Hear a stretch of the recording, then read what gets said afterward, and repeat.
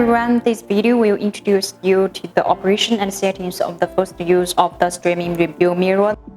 Before testing, we firstly connect the power supply and the camera cable. The camera is placed in front of the reference object. Turn on the power, the record will automatically turn on.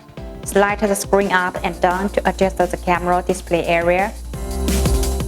Slide the screen left and right to switch the front and rear camera display.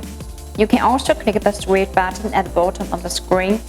Sound recording button can turn on or off sound recording. Photo button is to take an emergency photo.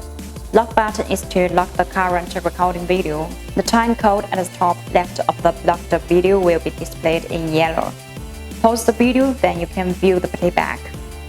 Locked videos and emergency photos will be displayed separately.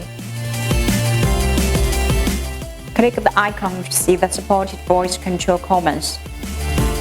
Now let's try. Shut down display screen. Turn on display screen. Above the screen is the brightness adjustment area. You can turn on the system automatic adjustment and manual adjustment.